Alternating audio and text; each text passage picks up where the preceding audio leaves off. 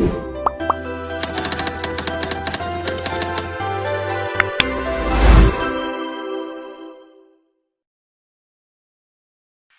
standby, kamera ready, sound ready, 3, 2, 1, action. Hai, what's up guys? Jadi pada video kali ini saya akan membahas mengenai pembicaraan Ayah Edi pada Radio Indonesian Strong from Home yang tayang pada 13 April 2012 yang mengangkat isu yang begitu unik mengenai anak lebah versus anak manusia.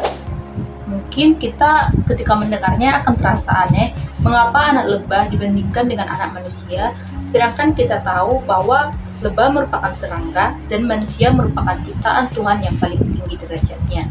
Ternyata Ayah Edi menggunakan perumpamaan ini untuk mengajak kita bagaimana cara mendidik anak supaya memiliki potensi diri, supaya berkembang dengan potensi diri yang mereka miliki. Jadi kita tahu bahwa lebah merupakan hewan yang memiliki berbagai tingkat, berbagai skill yang unik, misalnya dari segi kepemimpinan, dari segi kemampuan atau skill, dari segi pembagian kerja, dan juga dari segi attitude atau karakter. Nah, dari segi kepemimpinan kita tahu bahwa lebah dipimpin oleh ratu lebah, yang dimana ratu akan selalu dijaga dan semua lebah akan sangat setia dan tunduk kepada ratu.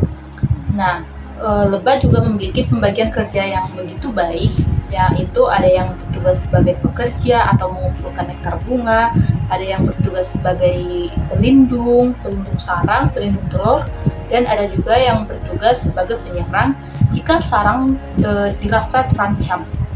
Nah, selain itu dari segi keterampilan, lebah juga merupakan sebuah arsitek yang sangat baik. Kita tahu bahwa sarang lebah berbentuk heksagonal atau segi 5 yang tersusun beribu-ribu sehingga membentuk sebuah sarang yang sangat besar yang kemudian digunakan untuk menyimpan telur-telur, menyimpan madu, dan juga untuk kamar-kamar bagi lebah tersebut. Nah, kita juga bisa melihat dari segi karakter atau attitude. Lebah dikenal sebagai serangga yang tidak serakah. Lebah hanya akan mengambil nektar bunga secukupnya, dan jika dinilai sudah cukup, maka lebah akan pergi untuk menjadikannya sebagai madu. Kita bisa melihat ya, pembagian ini sangat baik, padahal lebah tidak pernah bersekolah dan mereka tidak pernah diajarkan kamu nanti sudah besar akan menjadi ini. Mereka tidak pernah dicecoki, namun mereka akan dibiarkan tumbuh secara bebas, dan ketika besar mereka akan memilih mau bagaimana, mau menjadi ratu lebah kah, atau menjadi pekerja, penyerang, pengumpul, dan lain-lain. Nah, di sini Ayah Edi mengaitkannya dengan anak manusia. Nah, mengapa banyak orang dewasa tumbuh menjadi orang yang tidak berbakat ataupun merasa tidak pandai di suatu bidang sehingga menyebabkan mereka stres? Mengapa orang dewasa banyak demikian? Nah, itu bisa dilihat dari masa kecil mereka. Banyak orang tua yang tidak sadar bahwa mereka lah yang menjadikan anaknya menjadi pribadi yang tidak percaya diri, pribadi yang tidak mempunyai bakat yang tentu dalam suatu bidang. Karena pada masa kecil, anak-anak yang memiliki otak yang sangat kreatif tentunya dicekcoki oleh orang tua, diberikan pendidikan, dipaksa untuk belajar sesuai apa yang orang tua mau. Padahal kita tahu bahwa manusia, semua ciptaan Tuhan terlahir dengan DNA, atau singkatnya DNA bisa kita sebut dengan potensi diri. Semuanya terlahir dengan potensi diri yang beragam, banyak jenisnya, dan mungkin terdengar tidak lazim.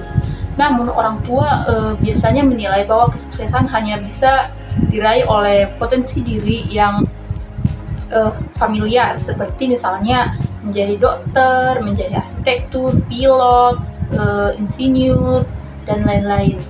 Nah, tentunya ini akan menyebabkan banyak anak merasa bahwa mereka dipaksa untuk melakukan semua itu karena tidak sesuai dengan potensi diri mereka. Di sini letak kesalahan orang tua tersebut.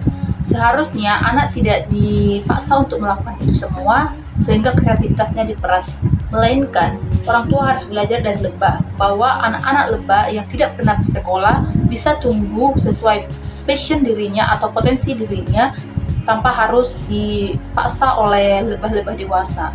Begitu juga anak harus diberikan dorongan atau perhatian untuk mengembangkan skill atau potensi diri yang mereka miliki. Itu sebabnya orang tua bukan memaksa anak-anak untuk tumbuh sesuai keinginan orang tua, namun tugas orang tua adalah mendukung anak, memberikan arahan dorongan meskipun potensi anak terdengar tidak lazim.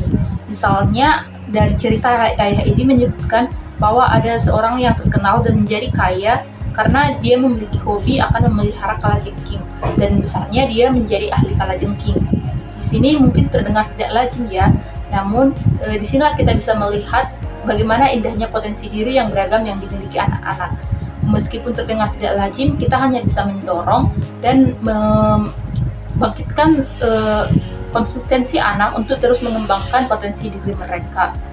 Nah, untuk itu jika bakat atau konsistensi diri terdengar tidak lazim, orang tua harus menggali dan mengajak anak untuk menemukan bagaimana konsekuensi jika anak melakukan atau meneruskan potensi dirinya dan membuat anak merasa aman. Orang tua harus menjadi seperti ratu lebah, yaitu sebagai teladan kepada anak-anak lebah. Nah, keluarga juga harus menjadi seperti sarang lebah, di mana anak-anak lebah akan merasa aman. Begitu juga dengan keluarga kita harus menjadi tempat bagi anak-anak supaya merasa aman. Nah, orang tua di sini juga tidak hanya sebagai orang tua yang ada di rumah, namun juga sebagai calon guru, yaitu kita. Kita harus membuat siswa-siswa merasa terdorong dari dalam diri untuk mengembangkan potensi diri mereka tanpa perlu kita paksa untuk menjadi berhasil dengan sesuatu yang terdengar familiar, misalnya menjadi dokter, menjadi insinyur, arsitek, pilot, dan sebagainya. Kita tidak perlu memaksa itu, namun kita hanya perlu mendorong dari bakat dan minat anak-anak tersebut, potensi diri anak tersebut, supaya keluar dan menjadi sukses dengan cara mereka. Karena kita tahu bahwa manusia terlahir dari potensi diri yang berbeda-beda dan banyak sekali jenisnya diberikan oleh Tuhan. Disinilah karunia Tuhan itu nyata.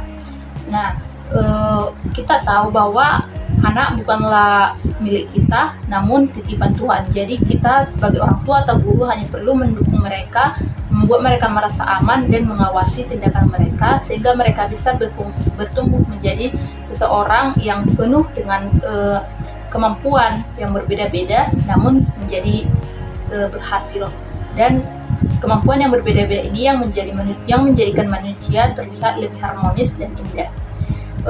Itulah hasil dari pembicaraan Ayah Edi yang dikutip di Radio Indonesia Strong From Home pada 13 April 2012 yang bisa kita contoh sebagai seorang calon guru, bagaimana kita mendidik anak-anak kita nanti di bangku persekolahan dengan menggunakan teori anak lebah versus anak manusia. Bagaimana kita bisa mencontoh kehidupan lebah yang tidak pernah memaksa anak-anak lebah untuk berkembang, namun setelah dewasa mereka bisa berkembang sesuai apa yang mereka mau dan apa yang ada dalam diri mereka, potensi diri mereka. Sekian dan terima kasih. Bye.